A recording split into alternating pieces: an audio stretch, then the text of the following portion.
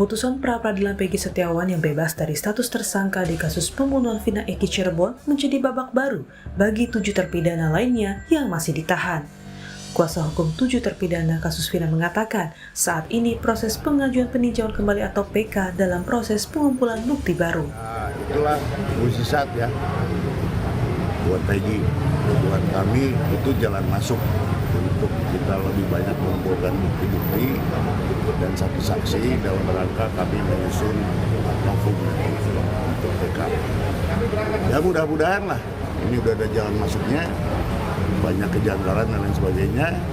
Ya itu nanti kami akan rangkaikan dalam satu bentuk uraian kejadian beserta dengan bukti-buktinya.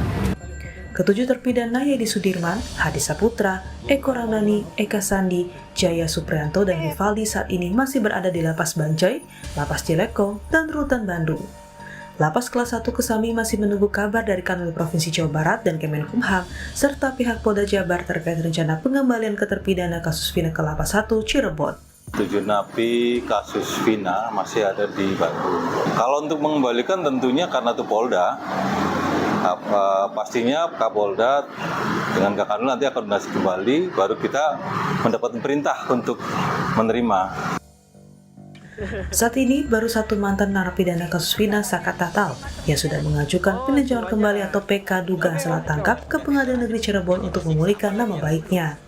Tim kuasa hukum Saka Tatal meminta Deddy Mulyadi untuk menjadi saksi dalam persidangan pengajuan peninjauan kembali atau PK Saka Tatal. Kuasa hukum menilai Deddy Mulyadi banyak membantu dalam mengungkapkan kebenaran dalam kasus tewasnya Vina dan Eki di Cirebon pada 2016 lalu. Untuk persiapan PK selain novum yang sudah kita persiapkan, juga kita akan menghadirkan para saksi ahli. Kemudian juga ada tokoh-tokoh masyarakat, terutama Pak Deddy Mulyadi, yang sejak awal menelusuri kebenaran peristiwa tersebut. Sejumlah keluarga 6 terpidana kasus tewasnya Vina dan Eki juga mendatangi kediaman Deddy Mulyadi di Subang, Jawa Barat. Kedatangan mereka selain untuk silaturahmi juga membahas mengenai peninjauan kembali atau PK yang akan segera diajukan ke Mahkamah Agung. Selain 7 terpidana yang meminta keadilan, polisi pun diminta menuntaskan kasus ini, khususnya di mana keberadaan Ibtu Rudiana ayah Eki serta keberadaan saksi Aep yang diduga memberi keterangan mengenai keberadaan para terpidana saat kejadian 2016 silam. Tim Liputan Kompas TV. Saudara, usai Peggy Setiawan terbebas dari statusnya sebagai tersangka, kini 7 terpidana kasus pembunuhan Vina menuntut keadilan. Langkah peninjauan kembali atau PK menjadi peluang para terpidana. Lalu akankah pengajuan PK ini bisa menjadi jalan keluar bagi terpidana? Lalu bagaimana juga polisi atau Polri seharusnya bisa menuntaskan kasus ini? Kita ulas bersama sejumlah narasumber yang hadir melalui sambungan virtual. Ada kuasa hukum 7 terpidana kasus Vina, Jutek Bongso, lalu penasihat ahli Kapolri, Arianto Sutadi, dan Guru Besar Ilmu Politik dan Keamanan Universitas Padjadjaran Bandung, Profesor Muradi. Selamat pagi, Bapak-Bapak. Selamat pagi. Mas. Selamat pagi.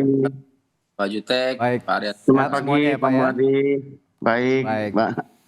Iya, saya pertama ke Pak Jutek dulu sebagai kuasa hukum terpidana nih, Pak Jutek. Upaya PK ini kan jadi jalan akhir ya, Pak Jutek ya, para terpidana ini yang sudah diajukan juga. Nah, sudah sampai mana prosesnya, Pak Jutek? Kita ingin tahu dulu nih.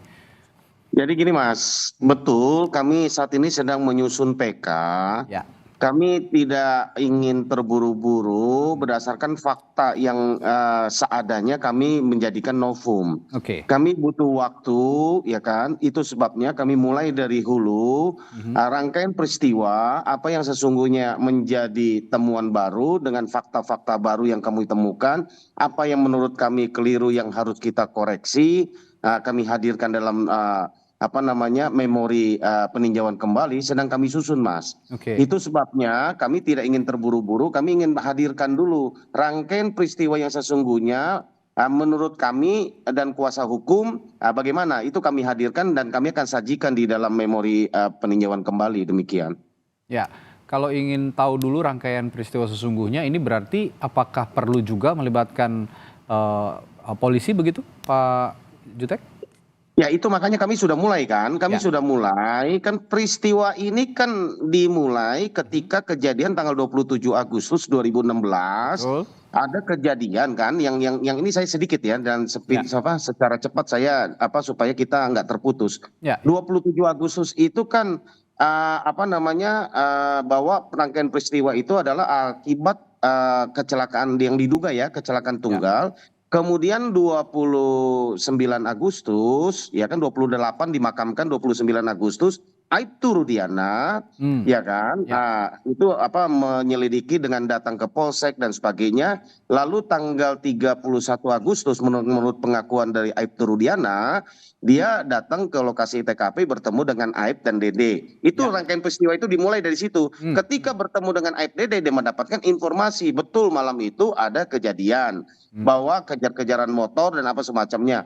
Berdasarkan kesaksian Dede itu pukul 14, ya kan, menurut pengakuan Rudiana bahwa 2 jam kemudian sesudah dia tinggalkan nomor telepon, kalau berkumpul kembali di SMP 11, tolong hubungi. Ya kan, nah, kemudian dihubungi Aibtu Rudiana 2 jam kemudian, ya kan, nah, kemudian yang terjadi adalah bahwa Aibtu Rudiana dengan timnya datang menjemput para 8 ya yang ditangkap. Aldi dilepaskan karena tidak terbukti, 7-nya diproseskan, ya lanjut ya. Nah, kemudian ada 1 Rivaldi. Berangkat dari kejadian itu, maka kami memproses dulu keterangan Aib dan Dede. Apakah betul, ya kan, kejadian itu malam itu ada? Kita uji, makanya kami sudah laporkan Aib dan Dede. Kemudian dalam kesaksiannya untuk bahan PK, keterangan malam itu kan para terpidana mengatakan tidak ada di lokasi kejadian, mereka ada di warung Bu Nining dan menginap di rumah Pak RT. Nah, kita uji, Pak RT katakan tidak ada menginap malam itu di situ. Itu kan kesaksian-kesaksian krusial yang sedang kami uji, ya kan? Nah, kemudian terkait dengan peran Aibtu Rudiana, ini kami lagi pelajari, kami lagi akan ambil langkah, ya kan? Apa yang kita akan lihat, karena itu berangkat peristiwa inti itu kan dari situ gitu loh, Mas. Iya. Gitu. Oke, melibatkan polisi artinya juga peran Aibtu Rudiana yang seharusnya juga mendudukan perkara ini. Nah, apakah sudah ada komunikasi antara Anda sebagai kuasa hukum dengan Aibtu Rudiana? Nah, gini Mas, kami tidak melibatkan institusi secara kepolisian. Aibtu Rudiana saat itu bertindak atas nama pribadi. Itu sebabnya dia membuat LP atas nama pribadi. Ya, karena kan? Sebagai ayah korban juga ya. Yang kami persoalkan nih Mas, yang kami persoalkan adalah bahwa Aibtu Rudiana ketika mendapatkan informasi dari Aib dan Dede, seharusnya dia membuat LP dan harusnya nih ya, dia sebagai warga negara terlepas di anggota polisi, tapi dia bukan anggota, bukan dari kewenangan, dia nggak ada sprindik dan lain, harusnya dia melaporkan ini ke Reskrim malah yang melakukan penyidikan, entah mau penangkapan atau segala macam. Ini bukan peristiwa tertangkap tangan menurut kami, kan gitu kan, peristiwanya sudah 3 hari, tanggal 31, 4 hari bahkan, kan gitu kan, masuk ke 4 hari, gitu loh Mas. Gitu. Ya, yang dipersoalkan adalah harusnya jangan bertindak sendiri lah ya, begitu dilaporkan. Apalagi menurut pengakuan terpidana mereka disiksa, dianiaya. Ini bukan salah institusi polisi menurut saya. Ya, ini oknum ya, gitu Mas, sekali lagi. Baik. Gitu. Ya, kalau begitu saya tanya ke Pak Arianto juga nih, sebagai orang yang juga punya kepentingan untuk menjelaskan ini dan juga sebagai penasihat institusi Polri begitu, Pak Arianto. Bagaimana Anda melihat peran Aibtu Rudiana yang sudah dijelaskan oleh Pak Jutek tadi sebelumnya, dan apakah ini sudah sesuai prosedur yang dikatakan melakukan penyidikan dan penyelidikan berdasarkan scientific crime investigation? Baik, jadi gini ya, saya jelaskan. Tadi apa yang disampaikan oleh Pak Jutek tadi udah betul ya. Urut-urutannya kayak gitu. Tapi mengenai Pak Rudiana itu membuat laporan itu bukan konteksnya pada tertangkap tangan.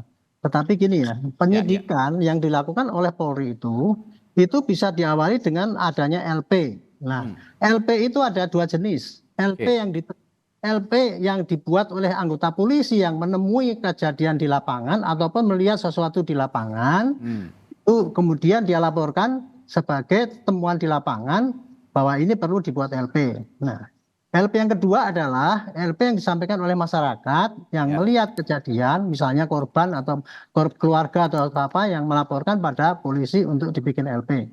Dan kemudian dari LP itu maka kemudian polisi pasti akan melakukan penyelidikan. Gitu ya. Penyelidikan itu adalah rangkaian tindakan untuk mengetahui apakah ada suatu tindakan tindak pidana untuk dilakukan penyidikan selanjutnya. Apabila ada maka dilakukanlah penyidikan. Penyidikan dimulai dengan surat sprindik. Nah, yang terjadi yang di Cirebon yang tahun 2016 itu pertama kali kan Pak Rudiana itu sebagai anggota polisi mendapatkan penyerahan putranya yang katanya meninggal karena kecelakaan lalu lintas tunggal, gitu kan? Itu yang pertama. Maka dia kemudian melihat ternyata lukanya kok patah di sini, remuk di sini dan sebagainya. Sedangkan helmnya enggak, maka kan dia curiga, enggak terimalah dia itu kalau itu dianggap sebagai kecelakaan lalu lintas. Maka dia melakukan penyelidikan sendiri, gitu kan? Tanya, dapatlah AF itu informasi. Kemudian dia akan ke unit narkoba ya dengan 4 orang anggotanya itu nangkap. Kemudian itu tadi disampaikan oleh Pak Jutek tadi. Dan kemudian begitu ditangkap, kemudian melakukan pemeriksaan dan kabarnya juga pakai penganiayaan dan sebagainya. Tetapi kemudian setelah dari Pak Rudiana ini ditangkap 20 menit ya, ini hasil propam 20 menit kemudian diserahkan kepada Polresta Cirebon. Nah, kemudian penyidikan selanjutnya dilakukan oleh Polresta Cirebon. Jadi LP-nya dari LP model Pak Rudiana itu ya, LP yang dari anggota polisi yang melihat pendapat dan menerima sesuatu kejadian, kemudian sprindiknya ya pasti dari Polresta Cirebon. Nah, kemudian makanya dilanjutkanlah dengan pemanggilan yang pemeriksaan yang sesuai dengan KUHAP itu gitu. Dan Polres Cirebon waktu itu kemudian diambil alih oleh Polda kabarnya gitu. Dan kemudian berkas itu akhirnya selesai. Dan selesai dan kemudian berkas itu dikirim ke jaksa, kebetulan diterima. Berarti secara teoritis itu secara formil maupun material itu sudah cukup untuk menjadikan bahan untuk penuntutan. Dan kemudian berkas itu sudah diproses lagi di persidangan. Dan oleh persidangan sudah pakai proses persidangan yang betul, artinya dalam arti hakimnya juga bukan tunggal ya gitu ya.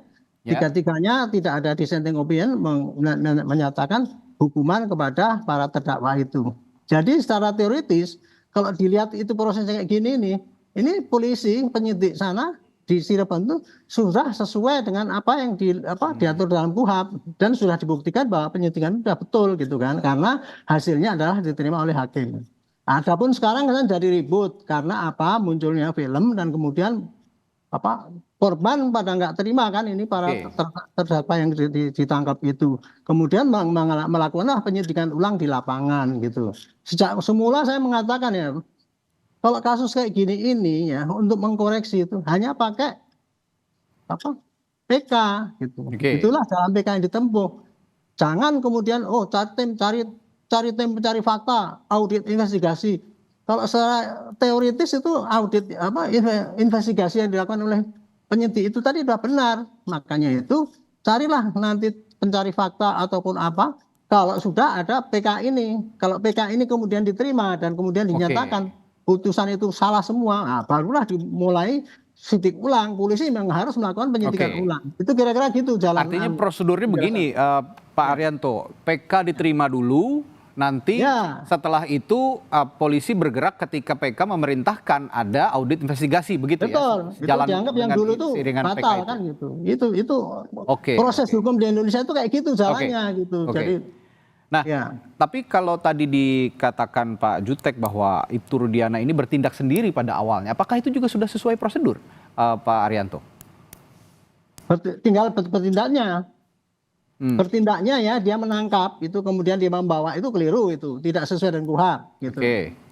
Tapi dia sebagai seorang polisi yang kemudian melihat dan ingin mencari informasi, itu boleh. Karena dapat informasi itu kemudian dia bikin LP gitu, Pak. Gitu. Kekeliruan dia adalah menangkap, kemudian membawa, kemudian memeriksa, apalagi dengan kekerasan itu dia jelas dia keliru. Melanggar kode etik. Di situ ya. Ya, di situ ya. Ya, kekeliruan itu yang akhirnya juga jadi bahan pertanyaan dan juga bahan. Yang parah kan gara-gara dia berbuat gitu. Betul. Rumusnya adalah karena anaknya mati, kemudian wafat, kemudian dia marah, kemudian nyari tersangka yang sebetulnya bukan tersangka, dia gebukin suruh ngaku dan merekayasa pengadilan sehingga semua dihukum. Kan yang rumus yang berkembang kayak gitu.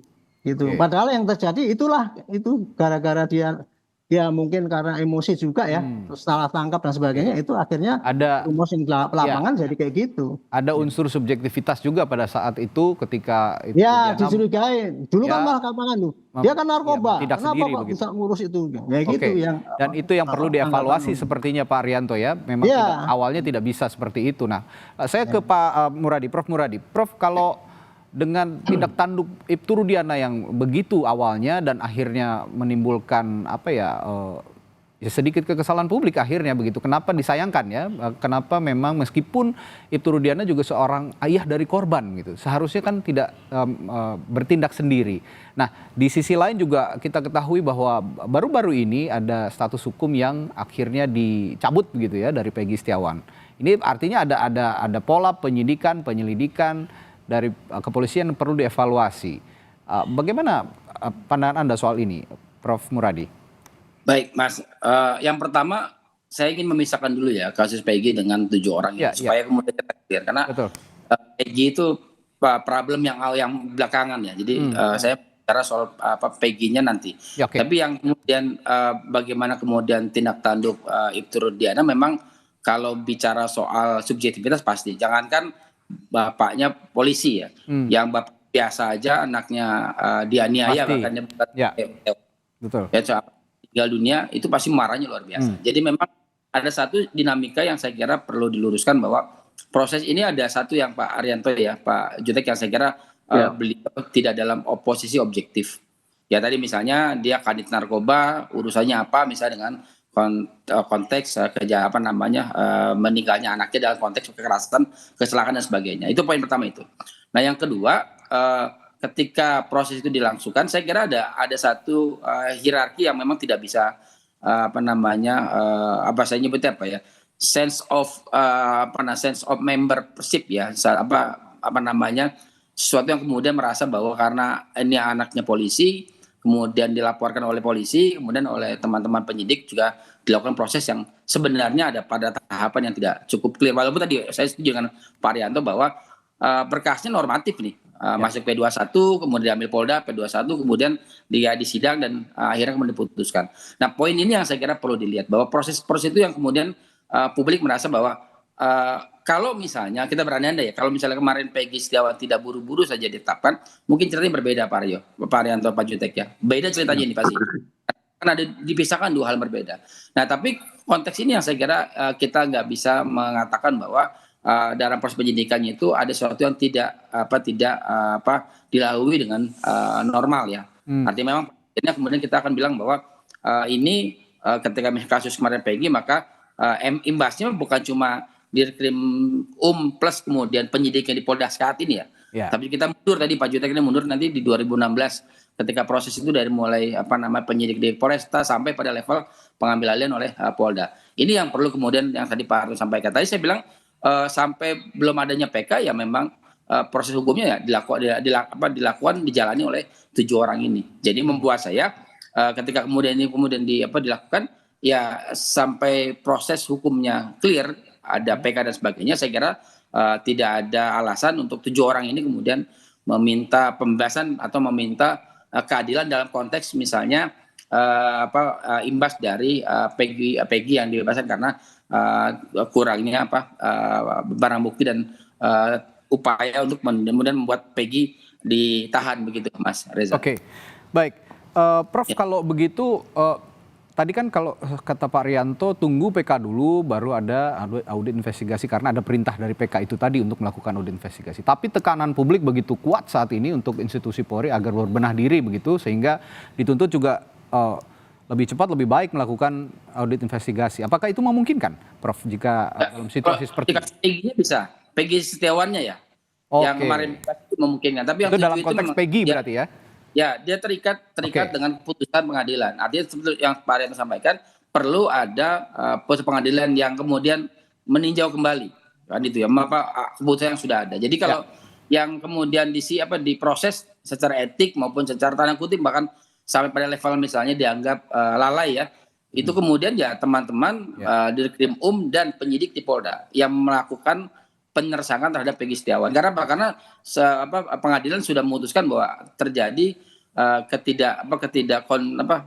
ketidakbenaran ya dalam upaya penangkapan dan penersangan Peggy. Itu di situ poinnya, Mas Reza. Jadi yang 7 itu nanti setelah kemudian proses Mas Jutek dan teman-temannya untuk melakukan PK, dan itu yang kemudian akan kita lihat apakah proses itu kemudian pada akhirnya meminta polisi untuk melakukan investigasi ulang berkaitan dengan penyelesaian penuntutan perkara yang 7 orang plus 8 ya yang Sakal Tata yang kemudian sudah dibebaskan begitu. Oke, ini kita harus pisahkan dulu berarti ya. Kalau memang untuk audit investigasi saat ini konteksnya adalah ketika pra-peradilan memutus Peggy tidak bersalah. Nah, ini juga perlu audit investigasi. Ada tuntutan dari publik dan seharusnya memang polisi melakukan itu. Tapi di sisi lain kalau yang 7 terpidana sebelumnya dalam kasus Vina dan Eki ini, dalam pembunuhan kasus Vina dan Eki, itu memang seyogianya menunggu putusan atau menunggu diterimanya peninjauan kembali oleh pengadilan. Begitu ya kira-kira Prof. Muradi? Yes, begitu. Baik. Saya kembali ke Pak Jutek. Pak Jutek, kalau begitu Anda melihat kan sebagai klien Anda 7 terpidana ini untuk bisa diterima PK-nya sejauh ini, Anda optimistis kansnya dapat terbuka dengan lebar? Ya optimis lah Mas, kami sangat terbuka karena kami melihat sesudah 1,5 bulan kami mendalami ini ya, sampai pagi ini pun saya terus membaca berkasnya oleh karena tebalnya luar biasa, ya kan. Ya. Kami terus menemukan hal-hal baru ya kan, yang menurut saya ini kan ya kalau seperti yang disampaikan Prof. Muradi dan juga Mas Arianto ya kan, kalau itu betul awal itu dilakukan misalnya Pak Rudiana itu menginformasikan dan memproses itu semuanya reskrim, saya pikir pasti tidak ada kecurigaan ini. Ya unsur subjektif yang lain kami lihat banyak lah. Nanti ini kan bahayanya pendidikan untuk masyarakat. Jadi kebetulan saja Aibtu Rudiana seorang anggota polisi. Kalau kita yang masyarakat umum ini, apakah boleh kita tahu satu peristiwa kita lakukan penangkapan sendiri, kita interogasi sendiri, kita siksa, baru kita serahkan ke polisi? Itu kan pertanyaan. Ya kan, kedudukannya sama. Ini yang kami mau luruskan. Kami tidak koreksi yang terjadi Peggy saat ini ya. Yang kami koreksi adalah tahun 2016 lalu. Itu menurut saya dasar putusan Peggy yang sekarang pun adalah yaitu kan bahwa mereka belum pernah diperiksa, belum kok bisa masuk DPO dan sebagainya, sehingga penetapannya tidak sah.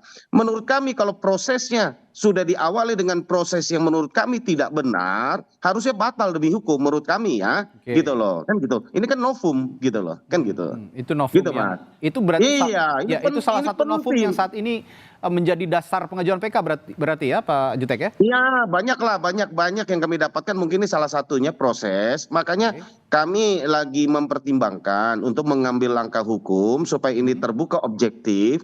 Aibtu Rudiana itu memberikan keterangan, kami lagi pertimbangkan banyak opsi ya kan, banyak opsi dan banyak ini yang kami akan lakukan. Artinya untuk bukan mengoreksi secara lembaga ya, bukan, tapi sekali lagi ini kita harus akui ini sudah diuji di jaksa, diterima P21, sudah diuji di pengadilan 3 tingkat nih sampai kasasi.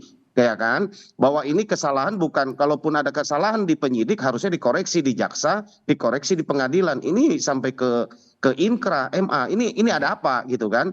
Bahkan prosesnya ini menurut kami janggal ya. Nah, dari BAP yang kami baca, dari pertimbangan hakim putusan 04 yang sedang saya baca sekarang, ya kan? Menurut saya banyak yang janggal. Ya, Mas Arianto tahu lah, Mas, yang ditangkap itu 8 orang. Bagaimana ditangkap itu jam 16, 18.30 di dalam petikan putusan dan di BAP, ya kan sudah diserahkan ke Polres. Ya kan, kami kan dengar dari versi klien kami pada 7 terpidana. Itu aja lah, makasih. Oke.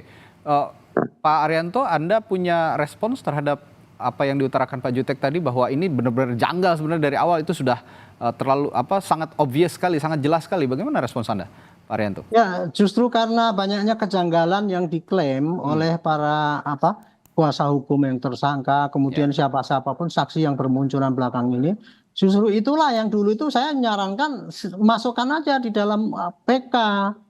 Dasar-dasar untuk, jadi saya itu bukan keberatan, justru saya yang pertama kali dulu ngusulkan PK dulu. Iya, kepada di TV saya ngomong gitu ya. kumpulkan semua kejanggalan-kejanggalan itu saya anggap sebagai suatu kekeliruan daripada hakim yang memutus. Kalau saya, pikiran saya dulu gitu, karena kejanggalan itu kenapa kok nggak terkuak di dalam persidangan itu? Kan persidangan itu kan sudah dari berkas perkara, kemudian dihadirkan semua saksi-saksi dan sebagainya. Nah, kalau masih terjadi kejanggalan, kemungkinan hakim waktu itu salah mempertimbangkan atau tidak mempertimbangkan bukti-bukti ada. Contohnya lagi katanya kuasa hukumnya itu Butini atau siapa mengatakan, masa hakim mutusnya hanya berdasarkan BAP polisi, itu apa kesannya dia gitu. Itu kan menimbulkan kesan pada saya ya, bahwa waktu itu tidak diperiksa apa adanya yang di persidangan itu, hanya kemudian seakan-akan BAP itu jadikan acuan untuk memutuskan. Itu kan nggak mungkin dalam persidangan itu. Makanya ini hanya bisa dicek dengan PK, karena PK itu kan kalau nggak salah ada 3 itu ya, kemarin Pak Pakar itu ngomong gitu. Mungkin menilai apakah hakim itu salah memutus karena tidak memperhatikan apa yang berkembang di dalam sidang, kemudian salah atau tidak mempertimbangkan apa yang disampaikan, dan ketika ada novum baru. Nah, ini temuan-temuan ini ya, saksi-saksi yang begini bertentangan dengan kenyataan di lapangan, itu menurut saya itu temuan baru. Kemudian itu tadi kuasa hukum yang mengatakan itu Pak Hakim kok cuma mengacu pada BA, itu kan suatu gejala ya, seakan-akan hakim tidak mempertimbangkan apa yang berlaku kesaksian yang dalam sidang. Itu kira-kira gitu Pak. Jadi bagus adanya PK ini. Saya berdoa mudah-mudahan cepat di sidang dan bisa jelas apakah dulu itu memang polisi itu dianggap memang tidak benar, gitu kan? Karena saya gini Pak, dengan scientific crime investigation, saya juga membantah waktu itu. Scientific crime investigation itu adalah alat daripada polisi untuk mencari bukti, bukan keharusan Pak. Kalau seorang pencopet ya nggak usah pakai scientific investigation, selesai itu urusannya. Nah ini kan dengan kayak gitu, tapi hakim sudah menerima, ya sudah, polisi nggak bisa disalahkan karena tidak scientific gitu. Tapi dalam kasus Vina ini Pak Arianto, mohon maaf saya potong sedikit. Dalam kasus Vina ini kan sedikit sekali ditemukan physical evidence yang menjadi penguat scientific crime investigation. Physical evidence yang sangat minim. Ini hanya kesaksian. Nah, ini apakah bisa menjadi novum juga nantinya? Itu boleh juga. Itu kan sebagai bukti baru yang tidak terungkap di dalam persidangan. Itu gitu, Pak.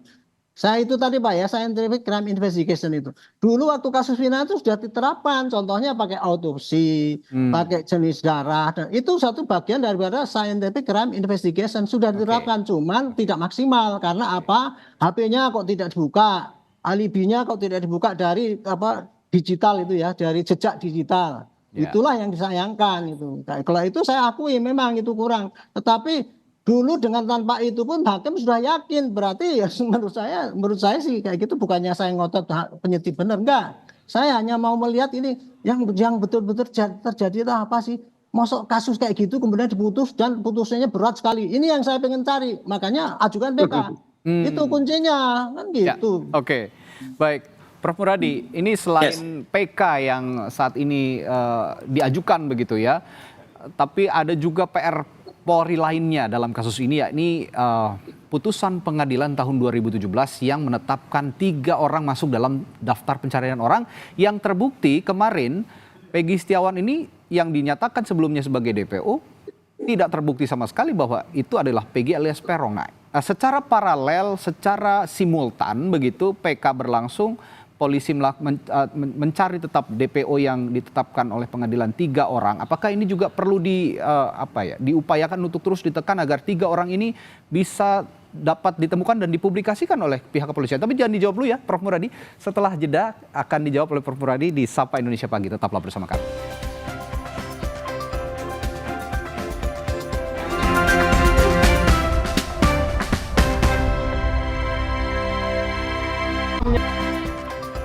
Sebelum jeda tadi saya sempat menyinggung soal 3 orang yang masuk dalam daftar pencarian orang kasus pembunuhan Vina dan Eki yang menjadi putusan pengadilan tahun 2017 untuk ditindaklanjuti tentunya oleh pihak kepolisian agar dicari. Nah, kemarin sudah ditetapkan oleh polisi Peggy Setiawan sebagai tersangka, namun akhirnya dinyatakan salah begitu ya, error in persona, dan Peggy Setiawan akhirnya dinyatakan bukan orang yang dimaksud masuk dalam DPO yang sebelumnya dikatakan Peggy alias Peron. Nah, saya tadi tanya ke Prof. Muradi, apakah ini juga perlu secara paralel, simultan begitu, di sisi lain ada pengajuan PK dari 7 terpidana, tapi jangan dilupakan ada 3 daftar pencarian orang juga yang harus diungkap oleh polisi ke publik.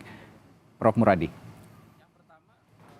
Itu bukan penyidik yang sama ya. Ya. Jadi memang kalau di Perkap Polri terkait dengan kode etik kan mereka ini yang dianggap lalai dan tidak boleh kemudian sementara untuk kemudian melakukan menjadi kasus yang sama. Jadi memang sementara mungkin di off-kan dulu atau opsinya atau adalah tidak ada supervisi langsung. Kemudian bisa dari Mabes yang memang pada akhirnya kemudian bisa memperkuat yang 3 orang itu ada atau tidak. Itu poin pertama.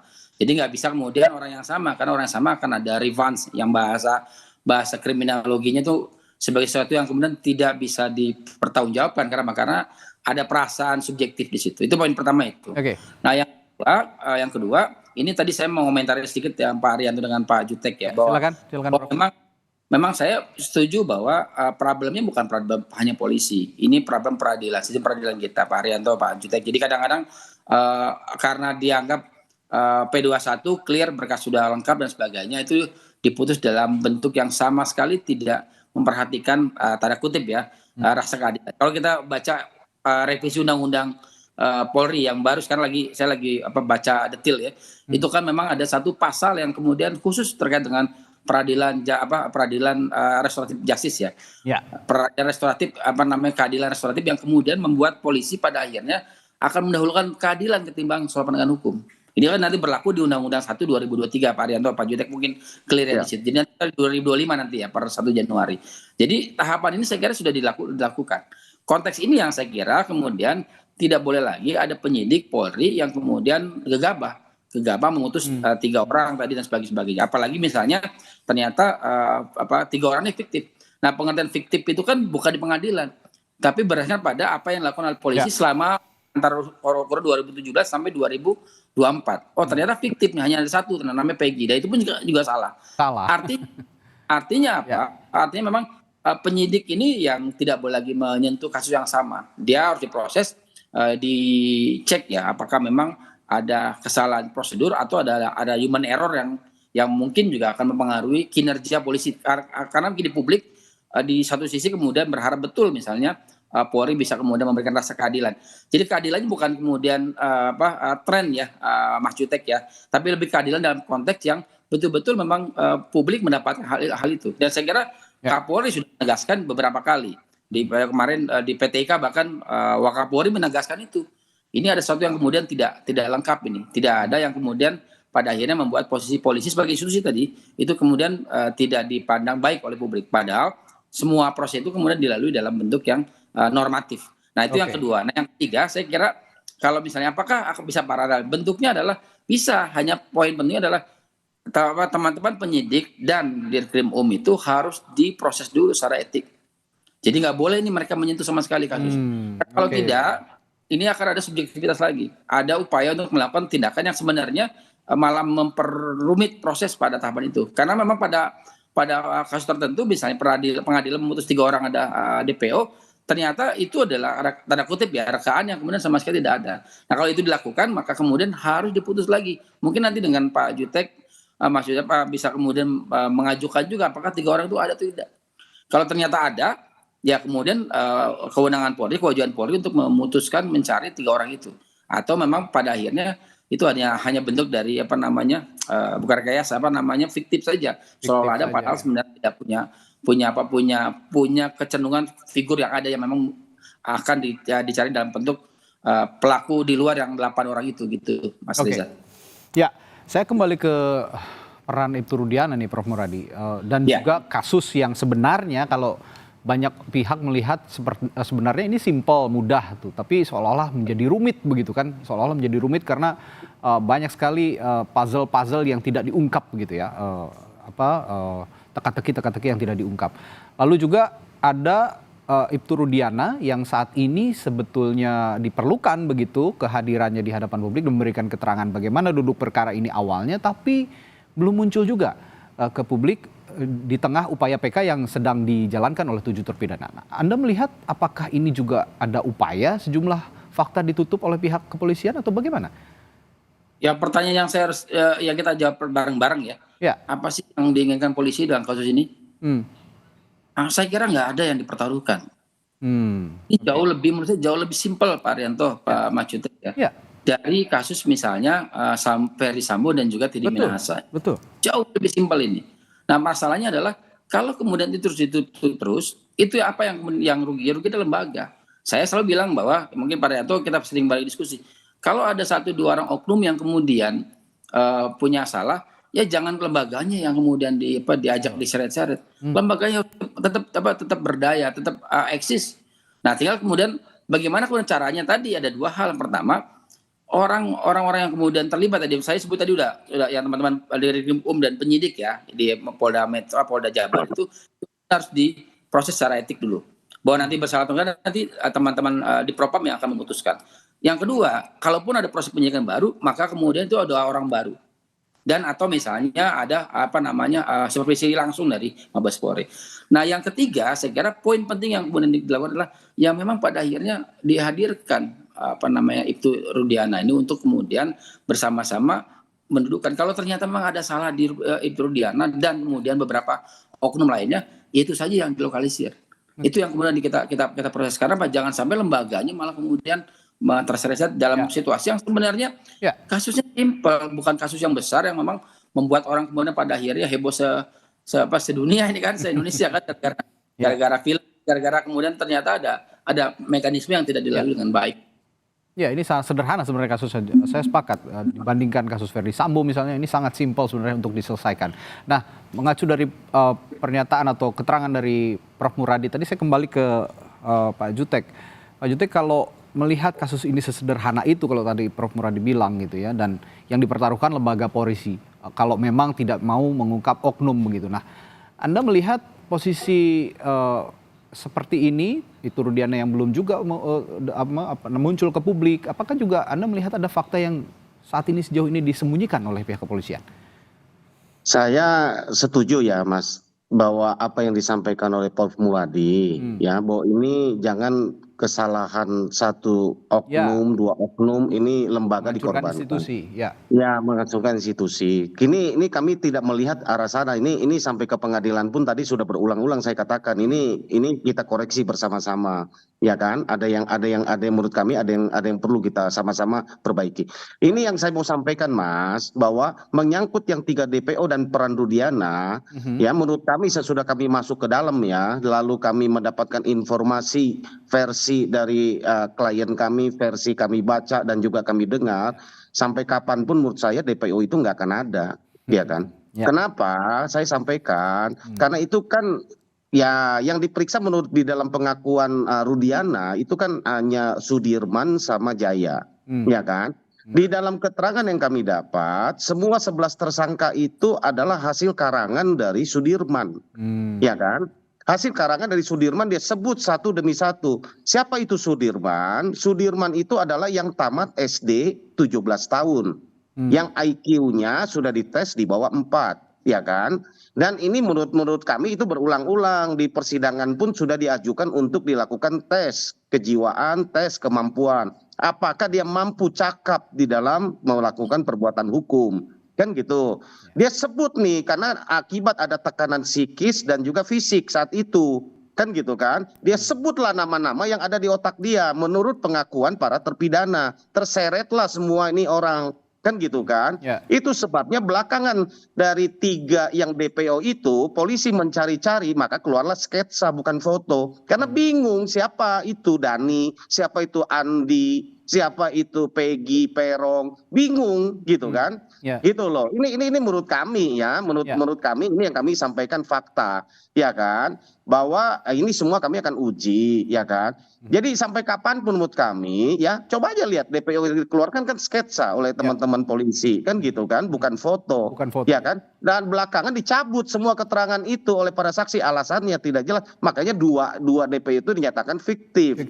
Kalau fiktif kembali lagi, ini dugaan 340 bersama-sama. pertanyaan kami yang pertama 340 kapan mereka merencanakannya, di mana itu aja belum terjawab karena ada saling tidak kenal.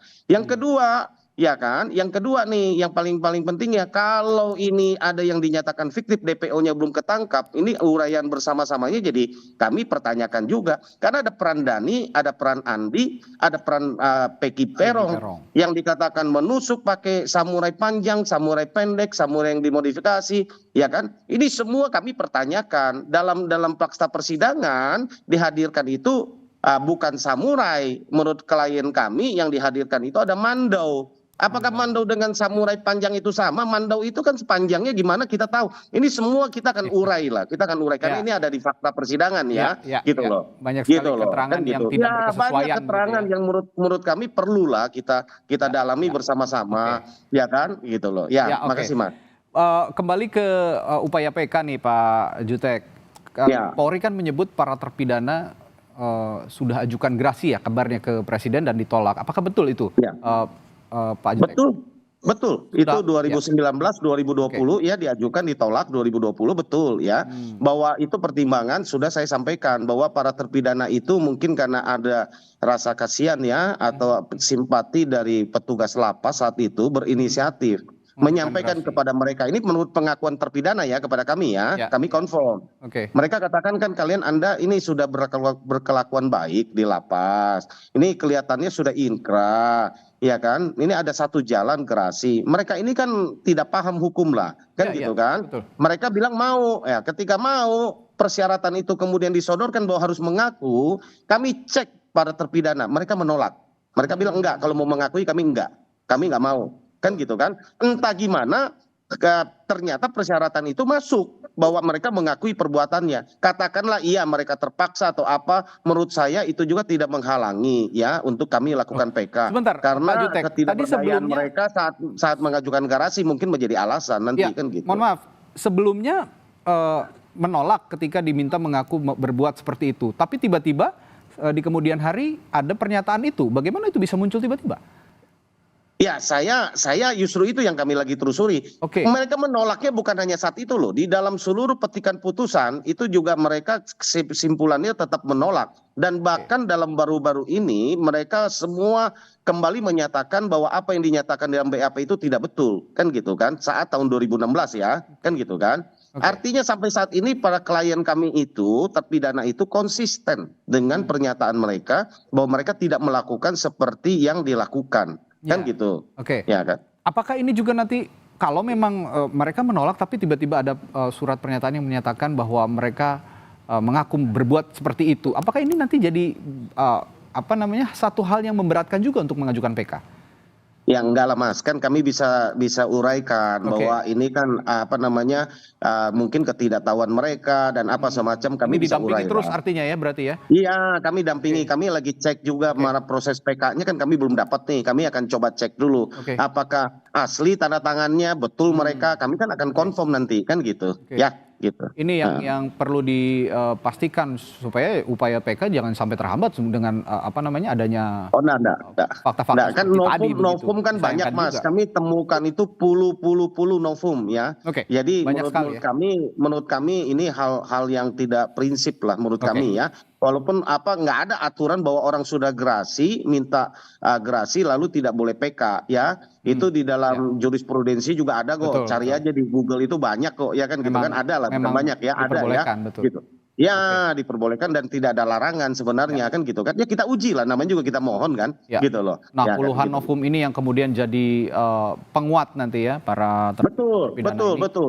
Kan ironis buat kami ingin menegakkan keadilan Mas ya, bahwa betul-betul ironis kalau mereka ini mendekam seumur hidup ya, itu artinya akan sampai mati di penjara mereka menjalani pidana ini kalau tidak kita bantu kalau betul bukan perbuatan mereka, di mana kemanusiaan kita, ya kan gitu loh. Itu aja sebenarnya kita ingin koreksi bersama-sama. Kalau betul mereka perlakunya ya kami nggak akan lah, kami diam. Kami menerima ini kan kami juga melihat apa yang dirangkai cerita dengan bukti, dengan fakta apa yang terjadi. Ya kami ini baru 1,5 bulan lah ya mendalami, dan Pradi ini mengirim tim ini kan pengacara 100 lebih nih untuk menangani kasus ini gitu kan. Ya saya selaku salah satu koordinator di dalam tim hukum ini oleh Dewan Pimpinan Nasional Pradi, ya ditugaskan oleh Ketua Umum Pak Profesor Otto Hasibuan, ya kepada kami. Ini tentu kami serius menangani oleh karena salah satu keberadaan kami di dalam organisasi advokat ini adalah kami ingin mengembalikan marwah penegakan hukum itu kita koreksi sama-sama. Karena selama ini kalau advokat salah juga kami koreksi kok sama-sama gitu loh, kan gitu. Oke, masing-masing terakhir ke Pak Arianto juga nanti juga akan ke Prof. Muradi. Saya ke Pak Arianto dulu. Lalu Anda melihat sendiri dari upaya PK yang diajukan para terpidana ini kansnya sangat tinggi untuk bisa diterima, Pak Arianto, sejauh ini menurut Anda? Mohon maaf kalau ini saya nggak bisa jawab karena itu saya nggak pernah berpengalaman menjadi hakim, Pak. Dan saya tidak bilang bagaimana itu. Tetapi saya dari dulu itu, Pak, ya saya mendorong karena gini ya, Pak. Tadi yang disampaikan oleh Pak Jutek itu tadi ya, kan jelas beliau mengabarkan bagaimana jalannya persidangan kan gitu kan. Kan kelihatannya kan kok janggal banget kok. Hakim kok tidak mempertimbangkan yang kayak gitu. Seakan-akan dan tanda petik ya kalau penerimaan saya. Kok hakim nggak pakai logika pembuktian. Itu aja kalau langsung diterima gitu aja. Itu kan kayak ini yang terjadi seakan-akan seperti itu ya Pak ya. Makanya maka saya mendorong ini. Tolong ajukannya ke PK bahwa hakim tidak mempertimbangkan ini dan sebagainya. Ribuan tadi 100 pengacara mungkin masing-masing punya argumentasi. Kumpulkan aja, jadikan satu PK setebal 10 cm atau 1 meter tebelnya itu masukkan aja Pak itu supaya dibaca oleh hakim semua itu. Saya ini cuma pengen gitu aja Pak. Nah kemudian ini beralih kepada penafsiran Pak. Pak Rudi itu ya diakui salah apa tidak? Kalau bagi saya Pak Rudi itu salah apabila nanti ternyata PK-nya itu tidak diterima, barulah itu salah dan kemudian dia perlu dilakukan kode etik lah kalau perlu dipecat dan sebagainya karena dia salahnya besar gitu. Tapi sekarang kan belum gitu, makanya ini tunggu PK-nya diterima dulu kepada ya. itu PK-nya diterima baru kita bisa melakukan audit investigasi. DPO itu tadi 3 orang itu kan dibilang fiktif gitu Pak. Itu kan tapi putusan itu kan putusan masih inkrah dan sekarang belum dibatalkan. Ya kita mesti tetap mengacu kepada itu kan. Itulah intinya gitu Pak. Jadi PK ini saya senang Pak karena menuju kepada kecerahan. Enggak debat-debat di sini masing-masing menafsirkan sendiri sehingga rakyat jadi bingung. Mudah-mudahan cepat selesai Pak dan entah diterima entah tidak. Nanti tolong masyarakat juga bisa melihat segitulah mutu dari peradilan kita di Indonesia di mata masyarakat saya kira itu Pak. Gitu. Ya, yang penting berproses dulu PK-nya nanti. Ya secara proses hukum. Ya pembuktian yang terang benderang akan terlihat setelah PK diterima dan proses etik juga bisa secara paralel dilakukan terhadap oknum-oknum yang diduga melakukan kesalahan prosedur dalam kasus pembunuhan Vina dan Eki begitu kira-kira. Terakhir Prof. Muradi, secara keseluruhan selain PK begitu ya khusus untuk kasus pembunuhan Vina dan Eki ini, saya ingin bertanya bagaimana Polri seharusnya bersikap dan berbenah dalam menghadapi jika memang ada kasus-kasus serupa di kemudian hari. Ya, saya 3 hal dulu, Mas. Pertama, ini PK jalan, monggo silakan Pak Jutek ya. Tapi teman-teman Polri harus bisa meyakinkan publik dengan memproses etik, Pak. Teman-teman yang kemarin masalah menangkap Peggy. Jadi Dirkrimum, kemudian penyidik dan sebagainya. Itu harus masalah trust dulu ya. Trust dulu itu yang kita jaga Pak, supaya lembaganya nih clear dulu. Yang kedua baru kemudian kita bicara soal Ibtu Rudiana. Saya kira saya agak berbeda dengan Pak Arianto. Ibtu Rudiana juga ikut dalam proses misalnya dimintai keterangan ketika PG di TSKK. Artinya dia bisa juga dia ditanyakan. Saya nggak sampai bicara soal dipecat dan sebagainya. Paling tidak misalnya kekonsistenan yang bersangkutan berkaitan dengan kasus ini. Apakah memang yang bersangkutan itu kemudian punya motif tadi. Saya sih merasa bahwa salah satu kunci ya, bukan kunci utama Pak Jutek ya. Salah satu kunci kasus ini adalah Pak Rudiana. Nah yang ketiga baru kita bicara soal bagaimana kemudian PK, kemudian proses hukum yang ini peradilan bukan cuma polisi Pak Jutek, tapi juga ada kejaksaan dan juga para pengadilan. Nah 3 tahapan ini yang saya kira akan diproses ketika PK itu ada. Jadi yang akan kena bukan hanya yang akan imbasnya secara ini bukan hanya polisi tapi juga kejaksaan dan juga pengadilan. Artinya apa? Ada proses tadi Pak yang sampaikan, ada proses sistem peradilan hukum yang belum clear nih. Artinya memang ada ketidakadilan yang diterima oleh publik. Dari 3 tahapan itu saya kira awal-awal tadi lakukan upaya kemudian memproses teman-teman penyidik dan Direkum yang kemarin salah menangkap Peggy Setiawan. Saya kira demikian. Baik, Mas Reza. Ya, ini jadi pintu pembuka begitu bagaimana kasus pembunuhan Vina dan Eki ini bisa dibuka seterang-terangnya, fakta-fakta yang sebelumnya mungkin ada yang tersembunyi, yang disembunyikan, teka-teki yang belum terjawab. Langkah PK inilah yang diharapkan menjadi pembuka semua jawaban yang akan hadir dalam kasus pembunuhan Vina dan Eki, sehingga publik tidak bertanya-tanya dan institusi Polri juga bisa dibersihkan namanya begitu ya dari kecurigaan-kecurigaan yang selama ini, anasir-anasir yang liar begitu dari publik, sehingga bisa berjalan dengan baik ke depannya dalam melakukan penyidikan dan penyelidikan. Terima kasih para narasumber saya pagi hari ini. Ada Pak Jutek Bongso, kuasa hukum dari para terpidana kasus pembunuhan Vina dan Eki dalam upayanya untuk PK. Sukses selalu Pak Jutek, dan Pak Haryanto Sutadi, penasihat ahli Kapolri, dan juga Profesor Muradi, guru besar Ilmu Politik dan Keamanan Universitas Padjadjaran Bandung. Terima kasih Pak, sekali lagi sehat selalu, sampai jumpa lagi. Terima kasih Bapak.